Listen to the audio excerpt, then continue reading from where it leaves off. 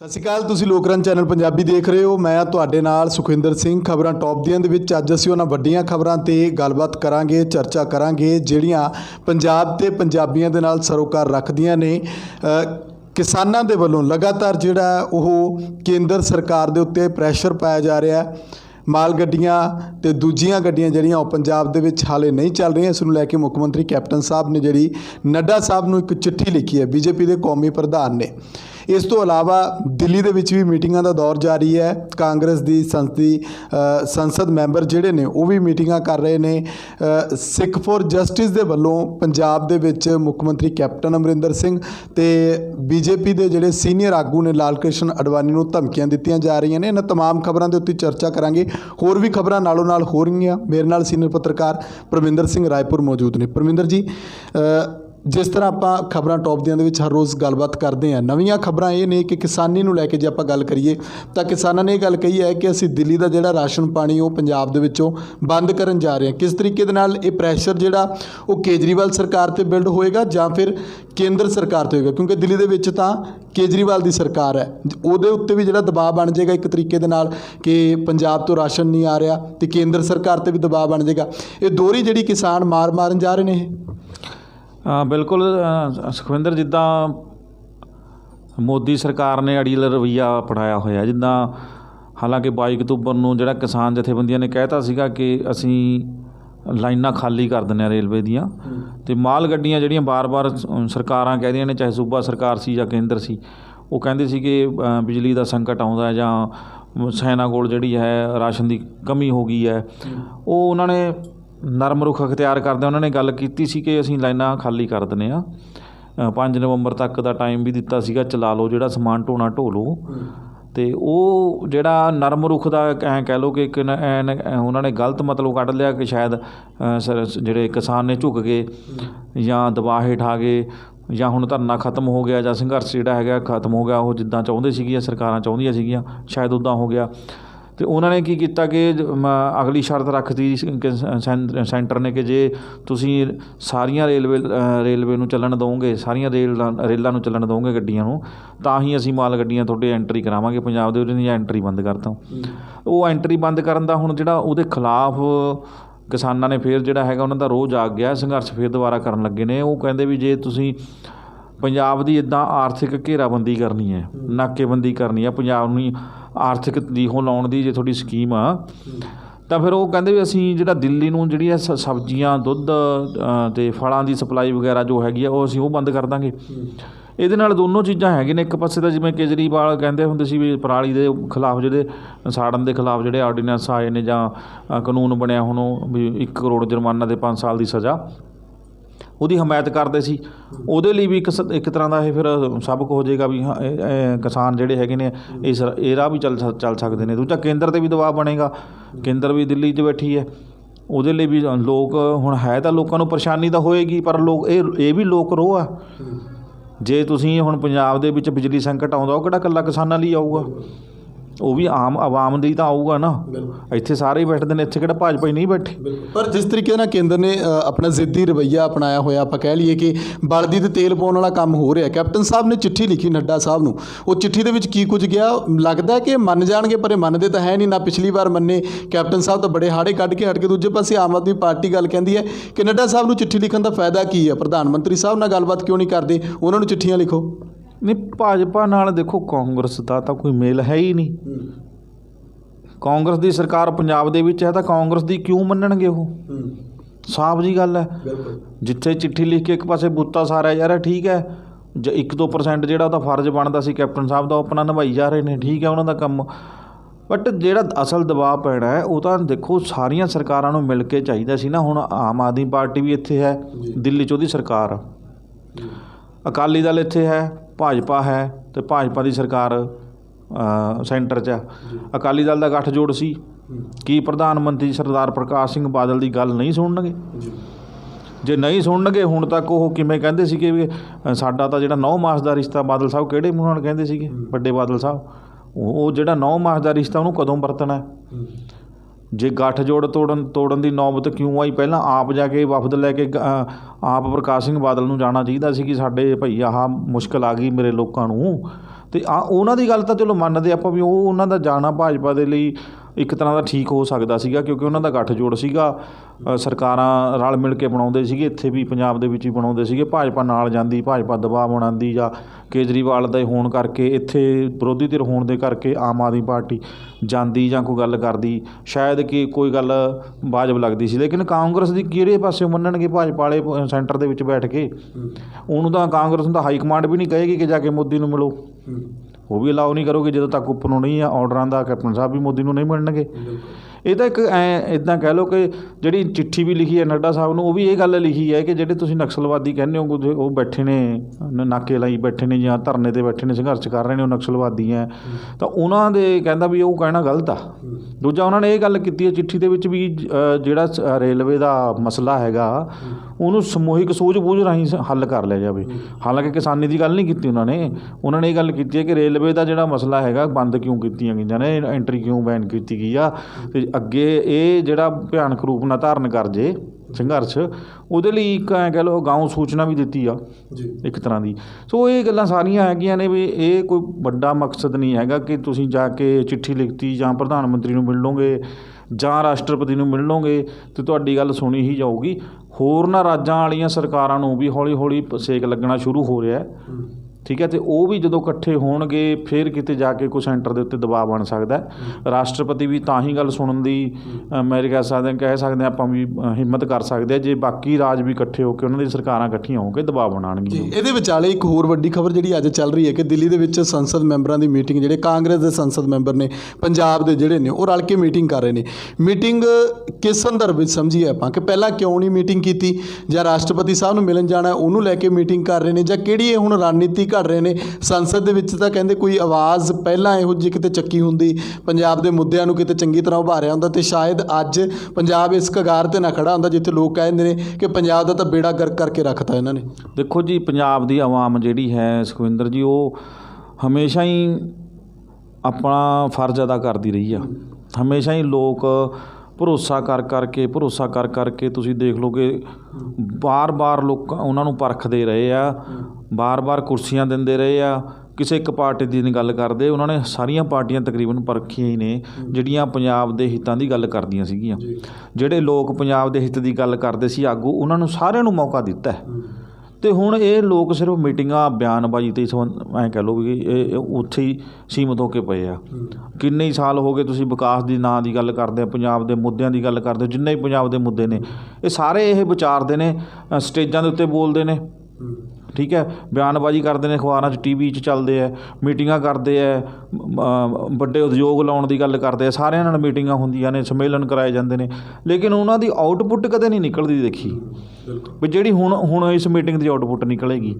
ਗੱਲ ਉਹ ਨਹੀਂ ਕਿ ਇਹ ਕਰਨਗੇ ਤਾਂ ਕੀ ਕਰਨ, ਗੱਲ ਇਹ ਹੈ ਵੀ ਇਹ ਕਰਦੇ ਕੀ ਨੇ, ਲੋਕਾਂ ਨੂੰ ਪਤਾ ਹੋਣਾ ਚਾਹੀਦਾ ਹੈ। ਮਤਲਬ ਇਹਨਾਂ ਨੇ ਕੀਤਾ ਕੀ ਹੈ? ਜਦੋਂ ਤਾਂ ਗਰਮੀਆਂ ਸੀ ਤਾਂ ਕਹਿੰਦੇ ਏਸੀਆਂ ਵਾਲੇ ਕਮਰਿਆਂ 'ਚ ਬਹਿ ਕੇ ਮੀਟਿੰਗਾਂ ਕਰਦੇ ਰਹੇ, ਹੁਣ ਸਰਦੀਆਂ ਆ ਗਈਆਂ ਤਾਂ ਰੂਮ ਹੀਟਰ ਲਾ ਕੇ ਉੱਥੇ ਮੀਟਿੰਗਾਂ ਕਰ ਲੈਣਗੇ।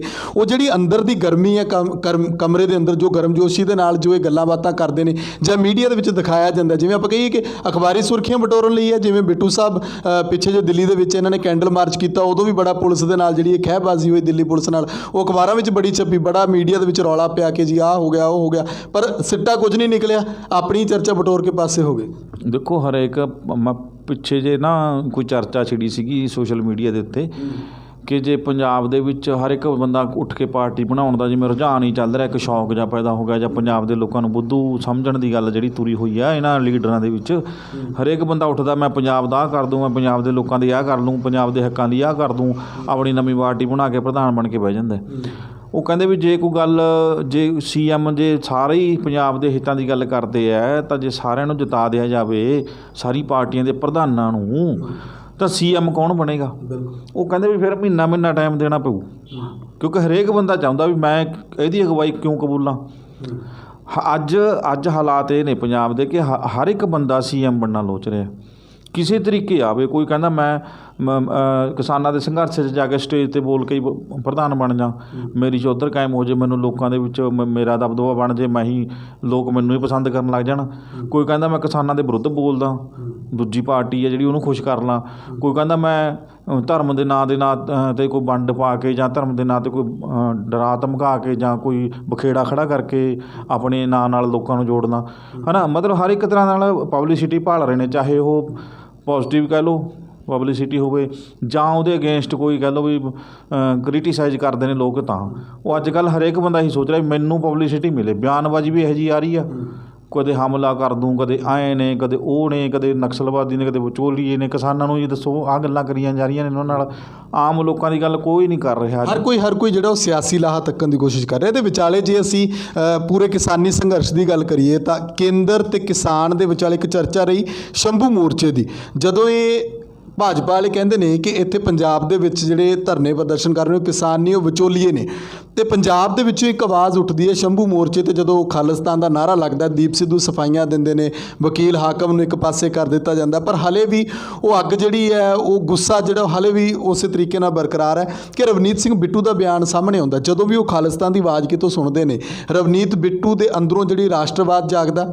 ਰਵਨੀਤ ਬਿੱਟੂ ਅੱਗੇ ਆ ਕੇ ਬਿਆਨ ਦਿੰਦੇ ਨੇ ਕਿ ਸ਼ੰਭੂ ਮੋਰਚੇ ਦੇ ਉੱਤੇ ਡੀਜੀਪੀ ਸਾਹਿਬ ਨੂੰ ਜਿਹੜਾ ਉਹ ਕਾਰਵਾਈ ਕਰਨੀ ਚਾਹੀਦੀ ਹੈ, ਜੋ ਕੁਝ ਉੱਥੇ ਗੱਲਾਂ ਹੋ ਰਹੀਆਂ ਨੇ।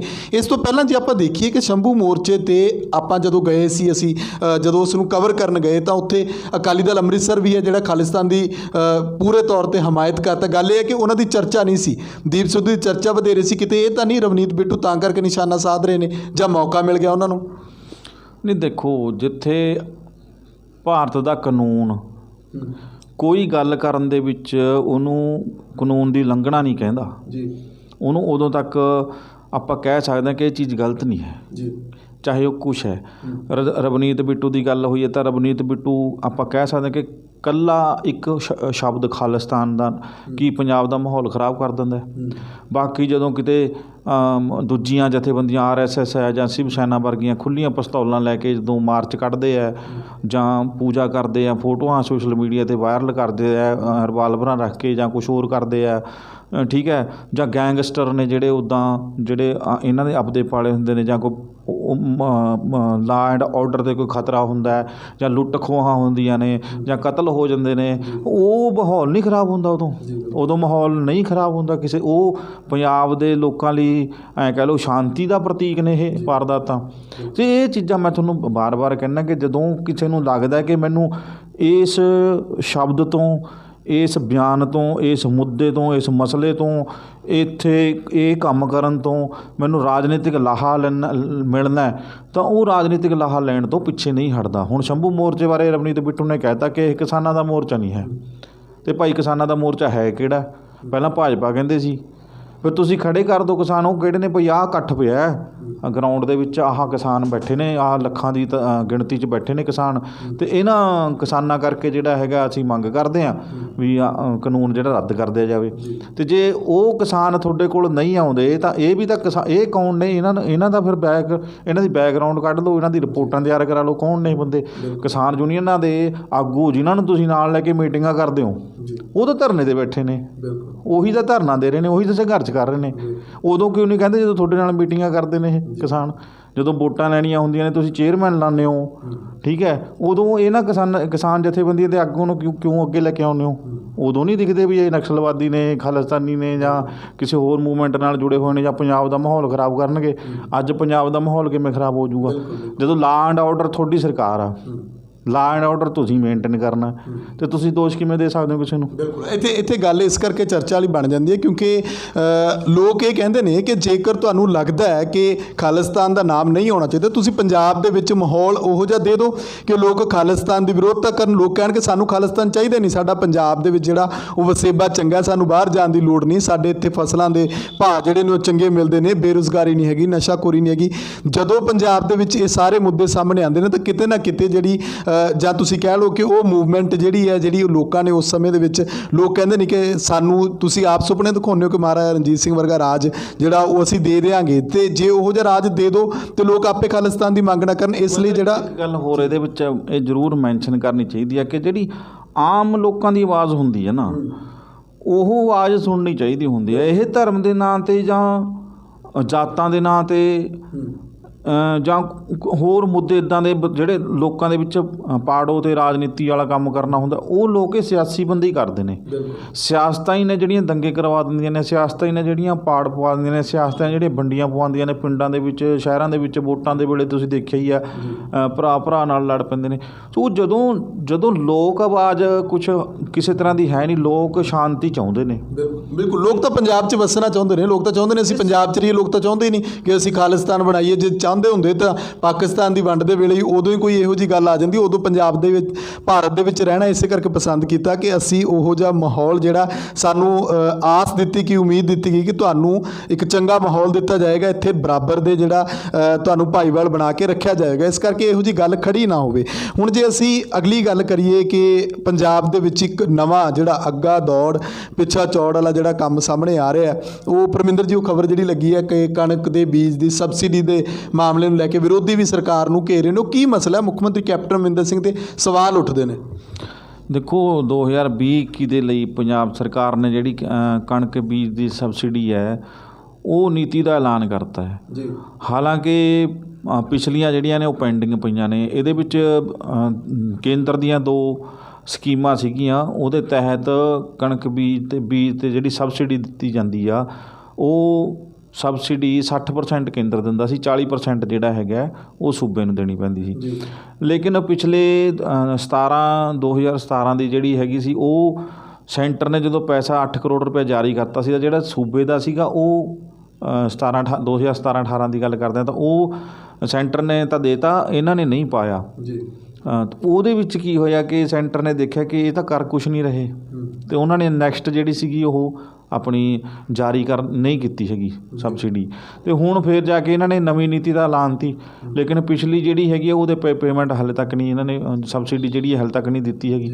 ਤੋ ਨਵੀਂ ਨੀਤੀ ਦੇ ਤਹਿਤ ਸਾਰਾ ਕੁਛ ਕਰੀ ਤਾਂ ਜਾ ਰਹੇ ਆ, ਲੋਕਾਂ ਨੂੰ ਭਰਮਾਉਣ ਵਾਸਤੇ ਕਰ ਦਿੰਦੇ ਆ, ਜਾਂ ਚੋਣਾਂ ਨੇੜੇ ਆ ਗਈਆਂ ਉਹਦੇ ਲਈ ਕੁਛ ਦੇ ਵੀ ਦੇਣਗੇ, ਚਲੋ ਇੱਧਰੋਂ ਉੱਧਰੋਂ ਇਕੱਠਾ ਕਰਕੇ ਕਿਸੇ ਤਰੀਕੇ ਨਾਲ। ਅਤੇ ਉਹ ਚੀਜ਼ਾਂ ਜਿਹੜੀਆਂ ਹੈਗੀਆਂ ਕਿਸਾਨਾਂ ਲਈ ਐਂ ਕਹਿ ਲਓ ਕਿ ਮਾਰੂ ਸਾਬਤ ਹੁੰਦੀਆਂ ਨੇ, ਜਦੋਂ ਸਮੇਂ ਸਿਰ ਉਹਨਾਂ ਨੂੰ ਜਿਹੜੀ ਉਹਨਾਂ ਦੀ ਸਹੂਲਤ ਬਣਦੀ ਹੈ ਉਹ ਵੀ ਨਹੀਂ ਮਿਲਦੀ।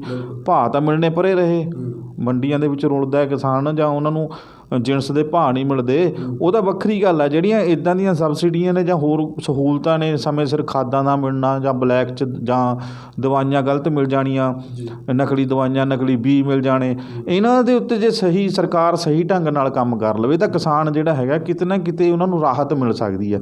ਪਰ ਇਹ ਇੱਥੇ ਜਿਹੜੇ ਨੀਤੀਆਂ ਜਾਰੀ ਤਾਂ ਕੀਤੀਆਂ ਜਾਂਦੀਆਂ ਨੇ, ਨੀਤੀਆਂ ਨੂੰ ਪਲੈਨਿੰਗ ਕਰਕੇ ਲਾਗੂ ਕਰਦਾ ਜਾਂਦਾ, ਪਰ ਅਮਲ ਉਹਦੇ 'ਤੇ ਜਿਹੜਾ ਹੈਗਾ ਕਾਰਵਾਈ ਨਹੀਂ ਹੁੰਦੀ। ਉਹ ਆਹੀ ਚੀਜ਼ ਹੈਗੀ ਵੀ ਅੱਗਾ ਦੌੜ ਪਿੱਛਾ ਜੋੜ, ਜਿਵੇਂ ਅਖਬਾਰਾਂ ਲਿਖੇ ਰਹੀਆਂ ਨੇ ਹੁਣ, ਕਿ ਉਹ ਕੀਤਾ ਜਾ ਰਿਹਾ ਪੰਜਾਬ ਸਰਕਾਰ ਵੱਲੋਂ। ਅਤੇ ਪੁਰਾਣੀ ਜਿਹੜੀ ਹੈਗੀ ਆ ਉਹ ਸਬਸਿਡੀ ਉਵੇਂ ਦੀ ਉਵੇਂ ਪਈ ਹੈ, ਨਵੀਂ ਨੀਤੀ ਵੀ ਐਲਾਨ ਦਿੱਤੀ। ਬਿਲਕੁਲ, ਜੇ ਚੰਗੇ ਕੰਮ ਕੀਤੇ ਹੋਣ ਤਾਂ ਕਿਸਾਨਾਂ ਦਾ ਰਾਖਾ ਕਹਾਣ ਦੀ ਲੋੜ ਨਹੀਂ, ਲੋਕ ਆਪ ਤੁਹਾਨੂੰ ਕਹਿਣਗੇ। ਵੱਡੇ ਵੱਡੇ ਬੈਨਰ ਲਾਉਣ ਦੀ ਲੋੜ ਨਹੀਂ, ਨਾ ਰਾਜਨੀ ਸੇਵਾ ਦੇ ਬੈਨਰ ਲਾਉਣ ਦੀ ਲੋੜ ਹੈ। ਚੰਗਾ ਕੰਮ ਕੀਤਾ ਹੋਏਗਾ, ਇੱਕੋ ਨਾਰਾ ਕਿਸਾਨ ਪਿਆਰਾ, ਤੁਹਾਨੂੰ ਕਹਿਣ ਦੀ ਲੋੜ ਨਹੀਂ। ਲੋਕ ਆਪੇ ਤੁਹਾਨੂੰ ਕਹਿਣਗੇ ਕਿ ਤੁਸੀਂ ਚੰਗਾ ਕੰਮ ਕੀਤਾ, ਅਸੀਂ ਤੁਹਾਨੂੰ ਵੋਟ ਪਾਉਂਦੇ ਹਾਂ। ਬਿਨਾਂ ਮੰਗਿਆ ਜਿਹੜਾ ਵੋਟ ਪਾਉਂਦੇ ਨੇ ਲੋਕ, ਪਰ ਚੰਗੇ ਕੰਮ ਕਰਨ ਦੀ ਨੀਤੀ ਤੇ ਨੀਅਤ ਜਿਹੜੀ ਹੈ ਉਹ ਪੰਜਾਬ ਦੇ ਵਿੱਚ ਹੁਣ ਤੱਕ ਫਿਲਹਾਲ ਦੀ ਘੜੀ ਨਜ਼ਰ ਨਹੀਂ ਆ ਰਹੀ। ਪਿਛਲੇ ਇੱਕ ਦਹਾਕੇ ਦੇ ਵਿੱਚ 10 ਸਾਲ ਅਕਾਲੀਆਂ ਨੇ ਜੋ ਕੁਝ ਕੀਤਾ, ਜਾਂ ਹੁਣ ਪਿਛਲੇ ਕੁਝ ਸਾਲਾਂ ਤੋਂ ਜੋ ਕੈਪਟਨ ਸਰਕਾਰ ਕਰ ਰਹੀ ਹੈ, ਜਾਂ ਸਰਕਾਰ ਨੇ ਵਾਅਦੇ ਕੀਤੇ ਜਾਂ ਅੱਗੇ ਕਰਨ ਦੀ ਗੱਲ ਕਹਿ ਰਹੀ ਹੈ, ਲੋਕ ਹਾਲੇ ਵੀ ਜਿਹੜਾ ਉੱਤੇ ਸ਼ੱਕ ਕਰਦੇ ਨੇ। ਹੁਣ ਅਸੀਂ ਸਿੱਖ ਫੋਰ ਜਸਟਿਸ ਦੀ ਜੇ ਗੱਲ ਕਰ ਲਈਏ, ਜਿਵੇਂ ਅਸੀਂ ਖਾਲਿਸਤਾਨ ਮੂਵਮੈਂਟ ਦੀ ਗੱਲ ਕਰ ਰਹੇ ਸੀ ਕਿ ਸਿੱਖ ਫੋਰ ਜਸਟਿਸ ਕੈਪਟਨ ਸਾਹਿਬ ਨੂੰ ਧਮਕੀ ਦੇ ਰਿਹਾ, ਲਾਲ ਕ੍ਰਿਸ਼ਨ ਅਡਵਾਨੀ ਨੂੰ ਧਮਕੀ ਦੇ ਰਿਹਾ, ਦਿੱਲੀ ਲੰਡਨ ਦੇ ਵਿਚਾਲੇ ਜਿਹੜੀ ਏਅਰ ਇੰਡੀਆ ਦੀ ਜਾਂ ਜਿਹੜੀ ਭਾਰਤ ਤੋਂ ਫਲਾਈਟ ਚੱਲਦੀ ਹੈ ਉਹਨੂੰ ਲੈ ਕੇ ਧਮਕੀਆਂ ਦੇ ਰਿਹਾ। ਇਹਨੂੰ ਸਾਰੇ ਨੂੰ ਕਿੱਦਾਂ ਦੇਖਦੇ ਹੋ ਕਿ ਸਿੱਖ ਫੋਰ ਜਸਟਿਸ ਵਿੱਚ ਵਿਚਾਲੇ ਕੋਈ ਨਾ ਕੋਈ ਆਪਣੀ ਜਿਹੜੀ ਆ ਉਹ ਚੁਰਲੀ ਛੱਡਦਾ ਹੀ ਰਹਿੰਦਾ, ਭਾਵੇਂ ਉਹਦੇ ਨਾਲ ਕੁਝ ਬਣੇ ਜਾਂ ਨਾ ਬਣੇ? ਦੇਖੋ 2000 ਜਿਹੜਾ 20 ਹੈ 2020 ਦਾ ਕਾਫੀ ਰੌਲਾ ਪਿਆ ਸੀ, ਜਦੋਂ ਪਿਛਲੇ 2-3 ਸਾਲ ਹੋ ਗਏ ਰੈਫਰੈਂਡਮ 2020 ਦੀ ਗੱਲ ਹੋਈ। ਸਿੱਖਸ ਫਾਰ ਜਸਟਿਸ ਦੀ ਜਿਹੜੀ ਸੰਸਥਾ 'ਤੇ ਰੋਕਾਂ ਵੀ ਲੱਗੀਆਂ, ਉਹਦੇ ਸੋਸ਼ਲ ਮੀਡੀਆ ਦੇ ਪੇਜ ਵੀ ਬੰਦ ਕੀਤੇ ਗਏ, ਜੋ ਵੀ ਕੀਤਾ ਗਿਆ। ਪਰ ਗੱਲ ਇੰਨੀ ਕਹਿ ਵੀ ਉਹ ਜਿੱਥੇ ਉਹ ਬੈਠ ਕੇ ਬਿਆਨਬਾਜ਼ੀ ਕਰਦੇ ਨੇ, ਉਹ ਉੱਥੇ ਬੈਠ ਕੇ ਕਰੀ ਜਾਂਦੇ ਨੇ, ਕਰੀ ਜਾਣ ਦਿਓ। ਗੱਲ ਤਾਂ ਇੱਕ ਹੈ ਨਾ, ਜਦੋਂ ਉਸ ਮੂਵਮੈਂਟ ਦਾ ਇੱਥੇ ਕੋਈ ਅਸਰ ਹੁੰਦਾ ਦਿਖਦਾ, ਉਹ ਸਭ ਨੂੰ ਦਿਖ ਜਾਂਦਾ। ਉਹ ਇਕੱਲੀਆਂ ਏਜੰਸੀਆਂ ਨੂੰ ਨਹੀਂ ਦਿਖਦਾ, ਇਕੱਲੀਆਂ ਸਰਕਾਰਾਂ ਨੂੰ ਨਹੀਂ ਦਿਖਦਾ, ਆਮ ਲੋਕਾਂ ਨੂੰ ਵੀ ਦਿਖਦਾ। ਉਹ ਪਤਾ ਲੱਗ ਜਾਂਦਾ ਵੀ ਕੌਣ ਕਿੱਥੇ ਕੀ ਕਰ ਰਿਹਾ ਹੈ। ਜਦੋਂ ਆਪਾਂ ਪਹਿਲਾਂ ਵੀ ਗੱਲ ਕਰ ਚੁੱਕੇ ਹਾਂ, ਜਦੋਂ ਕੋਈ ਇੱਥੇ ਬੈਠਾ ਬੰਦਾ, ਭਾਰਤ ਦੇ ਵਿੱਚ ਬੈਠਾ, ਭਾਰਤੀ ਸੰਵਿਧਾਨ ਦੀ ਜਾਂ ਭਾਰਤ ਦੀ ਕਾਨੂੰਨ ਦੀ ਗੱਲ ਕਰਦਾ ਹੈ, ਤਾਂ ਜਦੋਂ ਉਹ ਉਸ ਤੋਂ ਬਾਹਰ ਜਾ ਕੇ ਗੱਲ ਕਰੇਗਾ ਤਾਂ ਉਹ ਐਂ ਕਹਿ ਲਓ ਸਜ਼ਾ ਦਾ ਹੱਕਦਾਰ ਬਣਦਾ। ਉਹ 'ਤੇ ਕੇਸ ਵੀ ਚੱਲਦੇ ਨੇ, ਪੁਲਿਸ ਵੀ ਕਾਰਵਾਈ ਕਰਕੇ ਅੱਗੇ ਚੱਲਦੀ ਜੋ ਵੀ ਹੁੰਦਾ। ਜੇ ਹੁਣ ਉੱਥੇ ਬੈਠ ਕੇ ਧਮਕੀਆਂ ਦਿੰਦੇ ਆ ਤਾਂ ਉਹ ਤਾਂ ਇਹ ਏਜੰਸੀਆਂ ਦੇਖਣ ਜਿਹਦੀਆਂ ਵੱਡੀਆਂ ਵੱਡੀਆਂ ਤਨਖਾਹਾਂ ਲੈਂਦੀਆਂ ਨੇ, ਸੁਰੱਖਿਆ ਦੇ ਨਾਂ 'ਤੇ ਸੁਰੱਖਿਆ ਏਜੰਸੀਆਂ ਬਣੀਆਂ ਹੋਈਆਂ ਨੇ, ਖੂਫੀਆ ਏਜੰਸੀਆਂ ਬਣੀਆਂ ਹੋਈਆਂ ਨੇ। ਭਾਰਤ ਸਰਕਾਰ ਦੇਖੇ ਉਹਨਾਂ ਚੀਜ਼ਾਂ ਨੂੰ ਵੀ, ਕਿਉਂ ਬਿਆਨ ਇੱਦਾਂ ਦਾ ਜਾਰੀ ਹੋਇਆ ਜਾਂ ਕਿਹਨੇ ਕੀਤਾ, ਕਦੋਂ ਹੋਇਆ, ਕੀ ਹੋਣਾ। ਸੁਰੱਖਿਆ ਦੀ ਜ਼ਿੰਮੇਵਾਰੀ ਸਾਰੀ ਹੈਗੀ ਹੈ, ਕਰੋੜਾਂ ਰੁਪਇਆ ਖਰਚਿਆ ਜਾਂਦਾ ਇਹਨਾਂ ਨੂੰ। ਅੱਗੇ ਪਿੱਛੇ ਜਿਪਸੀਆਂ ਫਿਰਦੀਆਂ ਨੇ, ਘੁੰਮਦੀਆਂ, ਜੈਮਰ ਲੱਗੇ ਹੋਏ ਹੋਣੇ, ਠੀਕ ਹੈ। ਇਹ ਚੀਜ਼ਾਂ ਜਿਹੜੀਆਂ ਸਾਰੀਆਂ ਆਪਾਂ ਜਿਸ ਸੰਦਰਭ 'ਚ ਦੇਖਦੇ ਹਾਂ, ਉਸ ਸੰਦਰਭ ਦੇ ਵਿੱਚ ਅਸਲੀਅਤ ਨਹੀਂ ਹੁੰਦੀਆਂ। ਸੋਸ਼ਲ ਮੀਡੀਆ ਦੇ ਉੱਤੇ ਕੁਛ ਕੁ ਲੋਕਾਂ ਨੂੰ ਕਹਿ ਲਓ ਕਿ ਆਪਣੇ ਨਾਲ ਜੋੜਨ ਦੀ ਜਾਂ ਭੜਕਾਉਣ ਦੀ ਵੀ ਸਾਜ਼ਿਸ਼ ਹੋ ਸਕਦੀ ਹੈ ਕੋਈ। ਇਹ ਕੋਈ ਜ਼ਰੂਰੀ ਨਹੀਂ ਹੁੰਦਾ, ਸਿਆਸੀ ਖੇਡ ਵੀ ਹੋ ਸਕਦੀ ਹੈ ਕੋਈ, ਠੀਕ ਹੈ। ਇਹਨੂੰ ਸਾਰਿਆਂ ਨੂੰ ਸੋਚ ਵਿਚਾਰ ਕੇ ਹੀ, ਲੋਕ ਬੇਵਕੂਫ ਤਾਂ ਹੈ ਨਹੀਂ ਕਿ ਕਿਸੇ ਨੇ ਕੁਛ ਕਹਿਤਾ, ਅੱਜ ਮੈਂ ਇੱਥੇ ਬੈਠ ਕੇ ਕੁਛ ਕਹਿਤਾ ਤਾਂ ਮੈਨੂੰ ਸਾਰੇ ਪੋਜ਼ੀਟਿਵ ਹੀ ਲੈਣਗੇ ਵੀ ਹਾਂ ਜੋ ਇਹਨੇ ਕਹਿਤਾ ਸਹੀ ਕਹਿਤਾ, ਜਾਂ ਜੋ ਇਹਨੇ ਕਹਿਤਾ ਗਲਤ ਹੀ ਕਹਿਤਾ ਸਾਰੇ। ਨਹੀਂ, ਹਰ ਇੱਕ ਬੰਦੇ ਦੇ ਅੰਦਰ ਦਿਮਾਗ ਪਾਇਆ ਪਰਮਾਤਮਾ ਨੇ, ਸੋਚਣ ਸ਼ਕਤੀ ਦਿੱਤੀ ਆ, ਮਨੁੱਖ ਤਾਂ ਹੀ ਕਿਹਾ ਜਾਂਦਾ, ਅਤੇ ਦਿਮਾਗ ਦਿੱਤਾ। ਸੋਚ ਕੇ ਬੰਦਾ ਹਰ ਇੱਕ ਕੰਮ ਕਰਦਾ। ਅੱਜ ਹਰ ਇੱਕ ਬੰਦਿਆਂ ਨੂੰ ਪਤਾ ਹੈ ਕਿ ਮੈਂ ਗਲਤ ਕੀ ਕਰ ਰਿਹਾ, ਠੀਕ ਕੀ ਕਰ ਰਿਹਾ, ਕੌਣ ਕੀ ਕਰ ਰਿਹਾ, ਕਿਹਨੂੰ ਭਰਮਾਉਣ ਦੀ ਕੋਸ਼ਿਸ਼ ਕਰਦਾ। ਸੋ ਇਹ ਚੀਜ਼ਾਂ ਜਿਹੜੀਆਂ ਹੈਗੀਆਂ ਨੇ, ਜਿਵੇਂ ਰਵਨੀਤ ਬਿੱਟੂ ਕਹਿ ਰਿਹਾ, ਉਹਦੇ ਬਦਲ ਦੇ ਵਿੱਚ ਕਹਿ ਰਿਹਾ ਕਿ ਇਹਨੂੰ ਖਤਮ ਕਰ ਦਾਂਗੇ, ਇਹਦੇ ਮੌਤ ਦੇ ਵਾਰੰਟ ਇਹ ਉਹ ਤੁਹਾਨੂੰ ਭਾਈ ਰੋਕਦਾ ਕੌਣ ਆ? ਬਿਲਕੁਲ ਤੁਹਾਡੀ ਸਰਕਾਰ ਹੈ, ਤੁਹਾਡੇ ਹੱਥ ਸਭ ਕੁਝ ਕਰ ਸਕਦੇ ਹੋ। ਪਹਿਲਾਂ ਕਿਹੜਾ ਕਿਸੇ ਨੇ ਰੋਕਿਆ ਸੀ? ਅੱਜ ਹੀ ਕਿਉਂ ਬਿਆਨਬਾਜ਼ੀ ਹੋ ਰਹੀ ਹੈ, ਮੌਤ ਦੇ ਵਾਰੰਟ ਅੱਜ ਹੀ ਕਿਉਂ ਲਿਖੇ ਜਾਣਗੇ? ਪਹਿਲਾਂ ਕਿੱਥੇ ਸੀਗੇ? ਸੋ ਇਹ ਗੱਲਾਂ ਸਾਰੀਆਂ, ਮੈਂ ਤਾਂ ਮੇਰਾ ਨਿੱਜੀ ਇਹ ਹੈ ਕਿ ਮੈਂ ਤਾਂ ਇਹਨਾਂ ਸਾਰੀਆਂ ਚੀਜ਼ਾਂ ਨੂੰ ਸਿਆਸਤ ਨਾਲ ਜੋੜ ਕੇ ਦੇਖਦਾ ਵੀ ਕਿਤੇ ਨਾ ਕਿਤੇ ਕੋਈ ਸਿਆਸਤ ਖੇਡੀ ਜਾ ਰਹੀ ਹੈ, ਸਿਆਸੀ ਲਾਹਾ ਲੈਣ ਦੀ ਕੋਸ਼ਿਸ਼ ਕੀਤੀ ਜਾ ਰਹੀ ਹੈ। ਸੋ ਲੋਕਾਂ ਨੂੰ ਵੀ ਚਾਹੀਦਾ, ਜੋ ਚਾਹੇ ਕੋਈ ਵੀ ਆ, ਅਸੀਂ ਕਿਸੇ ਨੂੰ ਇਹ ਤਾਂ ਨਹੀਂ ਕਹਿੰਦੇ ਵੀ ਇਹ ਚੀਜ਼ ਕਿਸੇ ਨਾਲ ਵੀ ਧੱਕਾ ਕਰੋ ਤੁਸੀਂ। ਇਨਸਾਨ ਤਾਂ ਇਨਸਾਨ ਹੀ ਹੈ ਸਭ ਤੋਂ ਪਹਿਲਾਂ। ਸਿੱਖ ਧਰਮ ਤਾਂ ਵੈਸੇ ਵੀ ਸੇਵਾ ਦਾ ਜਾਂ ਸਰਬੱਤ ਦਾ ਭਲਾ ਮੰਗਣ ਵਾਲਾ ਧਰਮ ਹੈਗਾ। ਸੋ ਇਹਦੇ ਵਿੱਚ ਕਿਸੇ ਨੂੰ ਨੁਕਸਾਨ ਪਹੁੰਚਾਉਣ ਵਾਲੀ ਤਾਂ ਕੋਈ ਗੱਲ ਨਹੀਂ ਹੁੰਦੀ, ਚਾਹੇ ਉਹ ਖੁਦ ਆਪਣੇ ਆਪ ਨੂੰ ਹੋਵੇ, ਠੀਕ ਹੈ ਜੀ। ਸਭ ਤੋਂ ਪਹਿਲਾਂ ਆਪਣੇ ਆਪ ਨੂੰ ਵੀ ਨੁਕਸਾਨ ਨਹੀਂ ਨਾ ਪਹੁੰਚਾਉਣਾ ਕਿਸੇ ਨੇ। ਸੋ ਇਹਨਾਂ ਗੱਲਾਂ ਨੂੰ ਲੈ ਕੇ ਜੇ ਕੋਈ ਬੰਦਾ ਵੈਸੇ ਹੀ ਬਹਿਕਾਵੇ 'ਚ ਆ ਕੇ ਕਿਸੇ ਨਾਲ ਤੁਰ ਜਾਂਦਾ, ਉਹ ਵੱਖਰੀ ਗੱਲ ਆ। ਪਰ ਜਿਹੜਾ ਸੋਚ ਸਮਝ ਕੇ ਗੱਲ ਕਰਦਾ, ਉਹ ਇਹਨਾਂ ਗੱਲਾਂ ਨੂੰ ਸੋਚੇਗਾ, ਫਿਰ ਉਹਦਾ ਸਿੱਟਾ ਕੱਢ ਕੇ ਹੀ ਕੋਈ ਨਤੀਜੇ 'ਤੇ ਪਹੁੰਚ ਸਕਦਾ ਹੈ। ਬਿਲਕੁਲ ਬਿਲਕੁਲ। ਇਹ ਸਭ ਦੇ ਵਿਚਾਲੇ ਇੱਕ ਸਿਆਸਤ ਦੇ ਨਵੇਂ ਰੰਗ ਦੇਖਣ ਨੂੰ ਮਿਲ ਰਹੇ ਨੇ। ਜਦੋਂ ਸਕਾਲਰਸ਼ਿਪ ਘੁਟਾਲਾ ਹੁੰਦਾ ਹੈ ਤਾਂ ਸਾਧੂ ਸਿੰਘ ਧਰਮਸੋਤ 'ਤੇ ਇਲਜ਼ਾਮ ਲੱਗਦੇ ਨੇ। ਕੈਪਟਨ ਸਾਹਿਬ ਇੱਕ ਕਲੀਨ ਚਿੱਟ ਕੱਢ ਕੇ ਦੇ ਦਿੰਦੇ ਨੇ ਕਿ ਸਾਧੂ ਸਿੰਘ ਧਰਮਸੋਤ ਜਿਹੜੇ ਨੇ ਉਹ ਬਿਲਕੁਲ ਪਾਕ ਸਾਫ਼ ਨੇ। ਪਰ ਇਹਦੇ ਵਿਚਾਲੇ ਅਕਾਲੀ ਦਲ ਦੀ ਸਿਆਸਤ 'ਤੇ ਸਵਾਲ ਉੱਠਦਾ ਕਿ ਸੁਖਬੀਰ ਸਿੰਘ ਬਾਦਲ ਅੱਜ ਸਟੇਜ 'ਤੇ ਚੜ੍ਹ ਕੇ ਬੋਲ ਰਹੇ ਨੇ ਕਿ ਅਸੀਂ 3 ਮਹੀਨਿਆਂ ਦੇ ਵਿੱਚ ਜਿਹੜਾ ਉਹ ਸਾਧੂ ਸਿੰਘ ਧਰਮਸੋਤ ਉੱਤੇ ਕਾਰਵਾਈ ਕਰਕੇ ਦਿਖਾਵਾਂਗੇ, ਇਹਦੇ ਤੋਂ ਸਾਰਾ ਹਿਸਾਬ ਲੈ ਕੇ ਦਿਖਾਵਾਂਗੇ ਕਿ ਸਕਾਲਰਸ਼ਿਪ ਘੁਟਾਲੇ ਦੇ ਵਿੱਚ ਜਿਹੜਾ ਪੈਸਾ ਖਾਧਾ ਉਹ ਅਸੀਂ ਬਾਹਰ ਕੱਢ ਕੇ ਦਿਖਾਵਾਂਗੇ, ਢਿੱਡ 'ਚੋਂ ਬਾਹਰ ਕੱਢ ਲਾਂਗੇ। ਪਰ ਗੱਲ ਤਾਂ ਇਹ ਹੈ ਪਰਮਿੰਦਰ ਜੀ ਕਿ ਲੋਕਾਂ ਤੱਕ ਪਹੁੰਚਣ ਦੀ ਥਾਂ ਤੁਸੀਂ ਜਿੰਨਾ ਜ਼ੋਰ ਆਪਣੀਆਂ ਰੈਲੀਆਂ 'ਤੇ ਲਾ ਰਹੇ ਹੋ, ਜਿੰਨਾ ਜ਼ੋਰ ਤੁਸੀਂ ਲੋਕਾਂ ਨੂੰ ਇਹ ਦੱਸਣ 'ਤੇ ਲਾ ਰਹੇ ਹੋ, ਉਹਨਾਂ ਜ਼ੋਰ ਕਿਤੇ ਅਦਾਲਤ ਵਿੱਚ ਜਾ ਕੇ ਲਾ ਲਓ, ਕਿਤੇ ਜਾ ਕੇ ਕੇਂਦਰ ਦੇ ਵਿੱਚ ਜਾ ਕੇ ਉੱਥੇ ਜਾ ਕੇ ਬਹਿ ਜਾਓ, ਉਹਨਾਂ ਤੋਂ ਕਹਿ ਦਿਓ ਕਿ ਤੁਸੀਂ ਇਸ ਮਾਮਲੇ 'ਤੇ ਕਾਰਵਾਈ ਕਰੋ। ਇਸ ਤਰ੍ਹਾਂ ਜਿਹੜਾ ਉਹ ਲੋਕਾਂ ਨੂੰ ਇੱਕ ਤਰੀਕੇ ਨਾਲ ਮੁੱਦੇ ਨੂੰ ਡੀਰੇਲ ਕੀਤਾ ਜਾ ਰਿਹਾ। ਇੱਕ ਪਾਸੇ ਤਾਂ ਕਿਸਾਨਾਂ ਦਾ ਮਸਲਾ ਚੱਲ ਰਿਹਾ, ਦੂਜੇ ਪਾਸੇ ਤੁਸੀਂ ਆਪਣੀ ਡਫਲੀ ਵਜਾਉਂਦੇ ਫਿਰਦੇ ਹੋ। ਦੇਖੋ ਜਿਹੜੇ ਘਪਲੇ ਕਿਹੜਾ ਇਸ ਵੇਲੇ ਹੀ ਹੋਏ ਆ।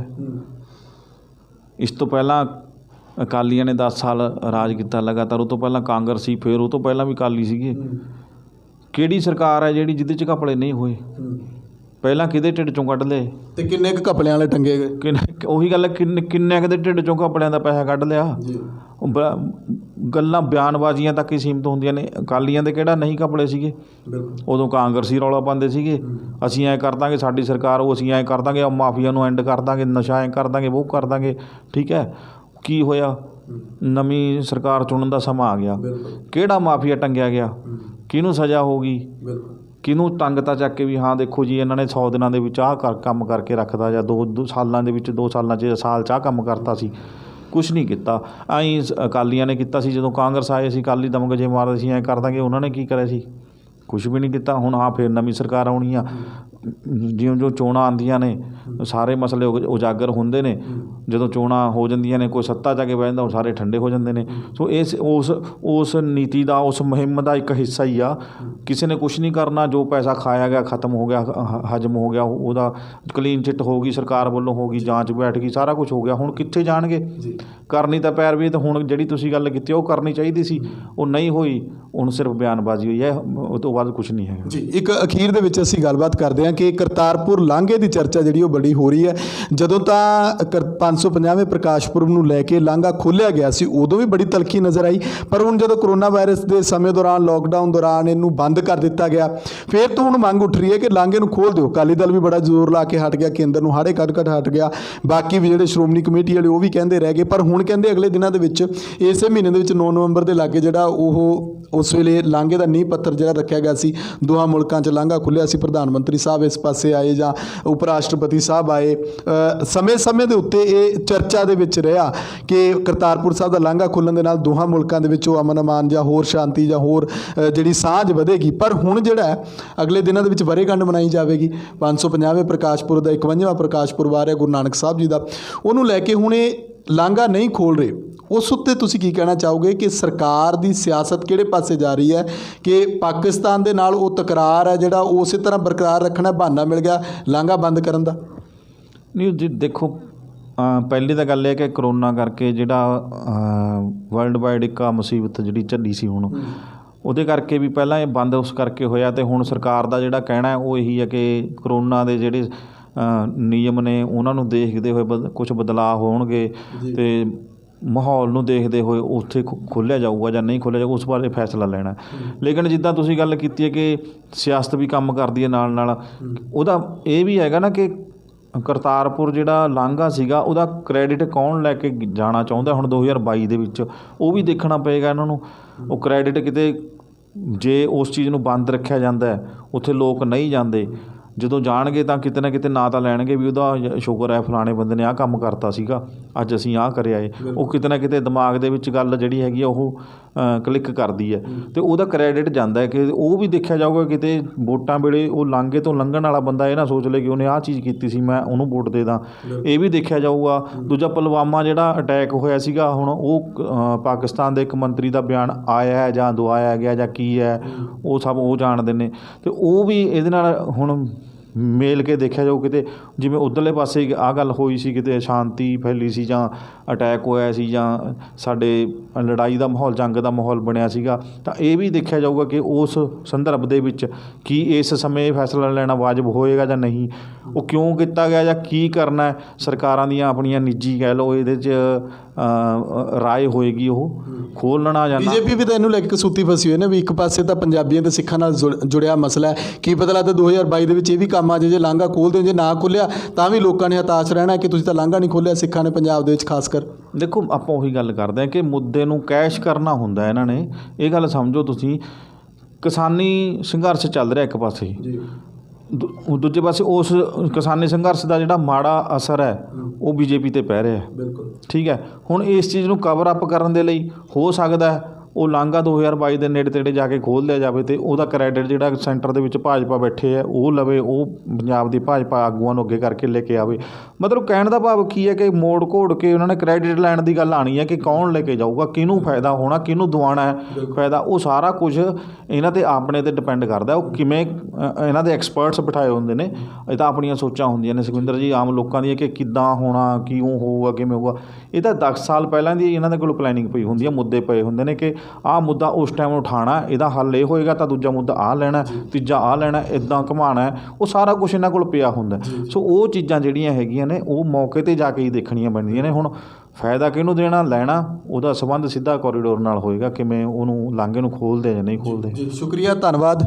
ਸੋ ਖਬਰਾਂ ਟੌਪ ਦੀਆਂ ਦੇ ਵਿੱਚ ਅੱਜ ਦੇ ਲਈ ਫਿਲਹਾਲ ਇੰਨਾ ਹੀ। ਮੈਨੂੰ ਸੁਖਵਿੰਦਰ ਸਿੰਘ ਨੂੰ ਇਜਾਜ਼ਤ ਦਿਓ। ਲੋਕ ਰਾਜ ਚੈਨਲ ਪੰਜਾਬੀ ਨੂੰ ਸਬਸਕ੍ਰਾਈਬ ਕਰੋ। ਆਪਣੇ ਕਮੈਂਟ ਕਰਕੇ ਜ਼ਰੂਰ ਦੱਸਿਓ ਕਿ ਤੁਹਾਨੂੰ ਇਹ ਪ੍ਰੋਗਰਾਮ ਕਿਸ ਤਰ੍ਹਾਂ ਦਾ ਲੱਗਦਾ ਹੈ। ਧੰਨਵਾਦ।